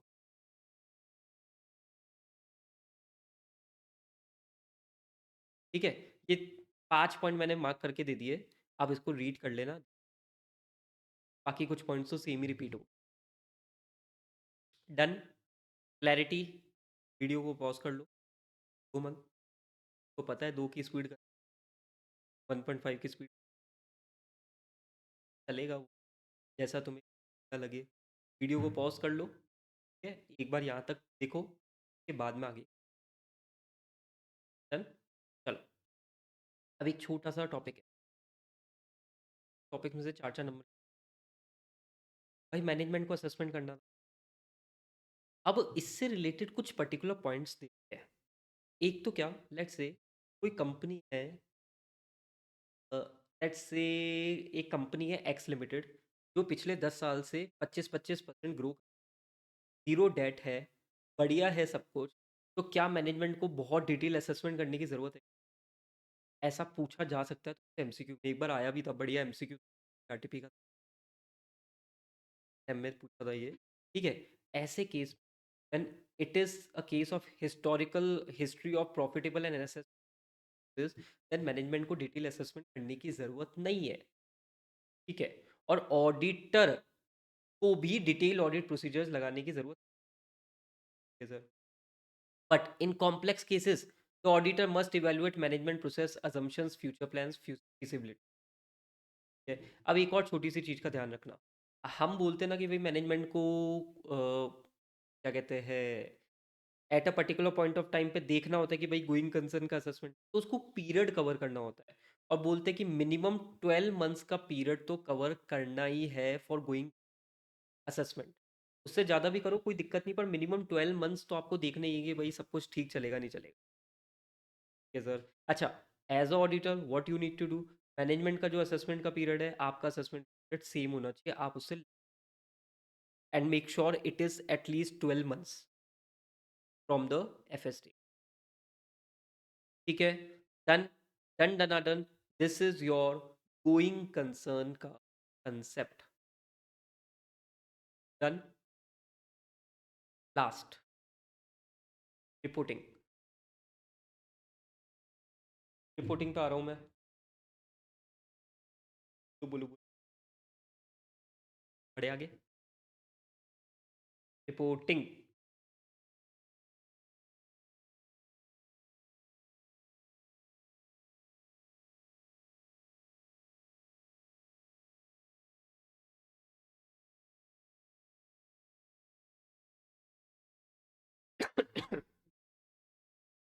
चलो, अब गोइंग कंसर्न का लास्ट टॉपिक। देखो, स्टैंडर्ड बड़ा है, कुछ कर जितना समराइज फॉर्म में आपको करवा सकता हूँ करवा रहा हूँ। ठीक है, बट काफ़ी डिटेल है, ऐसा नहीं है कि बस ठीक है जो लिखा है बस उसको बोल दो। आपको बस क्या होता है, यूट्यूब एक ऐसी जगह है जहाँ पे आप कुछ भी करो ना, सब बढ़िया है। ठीक है, देखो, आप मैराथन देखो, कोई से भी सब्जेक्ट की भी देखो, बट वो मैराथन ऐसा नहीं होना चाहिए केवल कि बस वो जो बोला है उसको सुनाते जाओ सुनाते जाओ सुनाते जाओ, वरना वो मैराथन का फायदा क्या है? इससे अच्छा तो सेल्फ स्टडी कर लो। समझ रहे हो, चीज आपको थोड़ी सी क्लैरिटी तो आ जाए अंडरस्टैंडिंग करते समय, क्योंकि ऑडिट जैसे सब्जेक्ट में प्रॉब्लम क्या होती है, बच्चे ने क्लासेस ले रखी होती है बहुत पहले, क्लासेस ले ली, गैप आ गया, अब उसकी अंडरस्टैंडिंग ही खत्म हो गई है। अब अगर मैं सीधे बस तुम्हें ये लिखा है ये लिखा है बोल के सुना दूं ना, मैं तुम्हें सीधे रट्टाफिकेशन करवा रहा हूँ, तो वो फायदा कुछ होता नहीं है उससे। फायदा तब होगा तो यार थोड़ा सा समझा तू ना मैराथन में, की बात है, और थोड़ा क्या, अपन ने तो बहुत अच्छा समझ लिया। ठीक है, तो ऐसे 570 गोइंग कंसर्न, इसमें एक दो चीज़ों का ध्यान रख। Disclosures, adequacy of disclosures when event or conditions have been identified and material uncertainty exists, no material ठीक है, मटेरियल अनसर्टेनिटी टेंशन वाली, गोइंग कंसर्न से रिलेटेड टेंशन वाली बातें है। अभी क्या है, डिस्क्लोजर्स करने हैं मैनेजमेंट। मटेरियल अनसर्टेनिटी मतलब कि गोइंग कंसर्न से रिलेटेड बहुत खतरनाक चीजें है। इवेंट कंडीशन के कारण भाई साहब गोइंग कंसर्न पे इश्यूज है। ठीक है, what as a management need to, management को डिस्क्लोजर करने पड़ेगा, डिस्क्लोजर भर भर के करने पड़ेगा। Adequately disclose the principal event और कंडीशंस जिसके कारण डाउट आ रहा है एंटिटीज एबिलिटी टू कंटिन्यू। ठीक है, and what are the management plan to deal with such event और कंडीशन। Disclose clearly there is a material uncertainty relating to event condition that may cause significant entity ability to continue as a going concern, and therefore it may be unable to realize his asset and discharge his liability। Clearly हम ये disclosure करना पड़ता है। Uncertainty को clarity होनी, these are the event and conditions which have caused significant doubt, what are the plans of management, and it should be very clearly specified कि भाई ऐसा हो सकता है कि गोइंग आ जाए। ठीक है, we may not be able to realize our asset and discharge our liability when no material uncertainty exists। Yes, there was an event and condition, but there is no material uncertainty। ठीक है, so what auditor need to evaluate, auditor को बस ये देखना है कि financial statement ने disclose कर दिए हैं these events for these event as per the reporting framework. ठीक है, बस सिंपल बेसिक डिस्क्लोज, क्लैरिटी। दोनों में अंतर समझो। मटेरियल अनसर्टेनिटी एग्जिस्ट है तो भर भर के डिस्क्लोजर्स के बारे में बात करें, डिस्क्लोजर्स मैनेजमेंट के क्या प्लान थे, और वहाँ पे भी क्लियरली लिखा हुआ जाता है कि देर इज अ अनसर्टेनिटी, जिसके कारण गोइंग असेट रियलाइज नहीं होगी, लाइबिलिटी पे नहीं हो पाएगी, normal course of business. But जब मटेरियल अनसर्टेनिटी एग्जिस्ट नहीं करती, ठीक है यार, auditor just need to check whether the adequate disclosures has been made as per the applicable FRF, complete. ठीक है, मैं आ रहा हूँ इसके रिपोर्टिंग सेगमेंट पे। रिपोर्टिंग सेगमेंट में याद कुछ नहीं करना, तुम लॉजिकली सोचोगे आंसर आएगा। Auditor report, reporting segment. देखो, पहला case, if use of going concern basis of accounting is inappropriate. वो मतलब going concern basis of accounting inappropriate है, नहीं करना है going concern basis of accounting पे। ठीक है सर। अच्छा, मैनेजमेंट ने गोइंग कंसर्न ही कर रखा है और वो इनएप्रोप्रिएट है। As a auditor what you will be do, what you will report, हम मॉडिफाई करेंगे। पर मॉडिफाई क्या, एविडेंस तो देखो। हाँ, अब यार गोइंग कंसर्न वही इनएप्रोप्रिएट है, क्वालिफिकेशन की बात कैसे कर सकते हो, तो एडवर्स ही देना पड़ेगा। लॉजिकली सोचो, think logically. You have obtain sufficient appropriate audit evidence and it is, जो भी मिसस्टेटमेंट है वो मटेरियल प्लस परवेसिव होगा। ठीक है, भाई एडवर्स दो। But going concern basis of accounting नहीं करनी थी, एंटिटी ने उसकी जगह लिक्विडेशन अकाउंटिंग कर दी। अब क्या करोगे, अब क्या करोगे? कोई दिक्कत की बात नहीं है, अनमॉडिफाइड ओपिनियन दोगे यहाँ पे, ये इसका इम्प्लाइड मतलब है। ठीक है यार, जब भाई साहब वो गोइंग कंसर्न की जगह लिक्विडेशन अकाउंटिंग करनी थी, वो कर रहा है, तो फिर क्या दिक्कत है तुम्हें? अनमॉडिफाइड दो ना, लॉजिकली सोचो। ठीक है, ठीक है, आगे बढ़ो। Going concern of accounting is appropriate, ओ, बट अब मटेरियल अनसर्टिनिटी एग्जिस्ट। अगर एग्जिस्ट करती है, डिस्क्लोजर की बात होगी। डिस्क्लोजर नहीं करे, मटेरियल अनसर्टेनिटी थी और डिस्क्लोजर नहीं करे, मेरे भाई खतरनाक सिचुएशन हो गई। अब try to understand, you will be modifying, modifying what, qualified और adverse, because you have obtain sufficient appropriate audit evidence.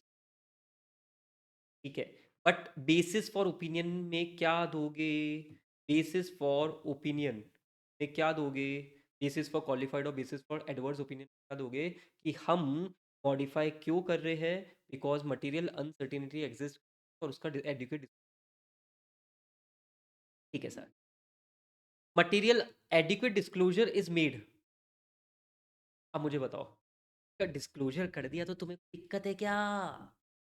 अरे मटेरियल अनसर्टेनिटी थी, मैंने मान ली बात, पर डिस्क्लोजर करा है ना मेरे भाई, उसने क्यों पीछे पड़ गया है उसके? अगर डिस्क्लोजर कर दिया है तो अनमॉडिफाई दे ना। ठीक है सर, बट एक है ना, मुर्गी की आवाज आ रही है मेरे को, मुर्गी। Material uncertainty relating to going concern, ये पैराग्राफ ऑडिटर को डालना पड़ता है अपनी ऑडिट रिपोर्ट में, when there is a case of material अनसिस्ट। Yes, adequate disclosure has been made, but auditor को ये पैराग्राफ डालना पड़ता है। क्यों डालते हैं? To draw attention of the users to the note in the financial statement at disclose such matter. और वहां पे हम क्लियरली बताते भी है, भाई हमारा opinion is not modified, but yes, as a auditor what is your responsibility, आपको मुर्गी पैराग्राफ डालना पड़ता है। क्लैरिटी है, इंपॉर्टेंट है। ठीक है, and last case, very important, management ने असेसमेंट ही नहीं किया। अरे, इतनी बातें हो गई, मैनेजमेंट ने असेसमेंट ही नहीं किया, या अपने असेसमेंट को एक्सटेंड नहीं करा। मतलब लेट से 6 महीने तक का ही उसने करा था, हमने बोला भाई 12 महीने तक तो कर ही नहीं रहा, बोला कि मैं तो 6 महीने का ही डेटा देख के बोल रहा हूँ। ठीक है, या मैनेजमेंट ने सिंपल बोलू था असेसमेंट ही नहीं किया, अगर तुम्हें टेक्निकलिटी पे जाना ही नहीं, सिंपल असेसमेंट ही नहीं किया। यार अब असेसमेंट ही नहीं किया, तो एज अ ऑडिटर तुम्हें ये मॉडिफाई करना पड़ेगा। सफिशिएंट अप्रोप्रिएट ऑडिट एविडेंस मिल गया है क्या? जब उसने असेसमेंट नहीं किया तो मेरे को सफिशिएंट अप्रोप्रिएट ऑडिट एविडेंस कैसे मिलेगा? And when you are not able to obtain sufficient appropriate audit evidence, then what you need to do? You need to qualify it और डिस्क्लेम। ठीक है, लॉजिकली सोचो, आंसर निकलेगा रट्टाफिकेशन। एग्जाम में MCQ में 100%। ठीक है, this completes my going concern.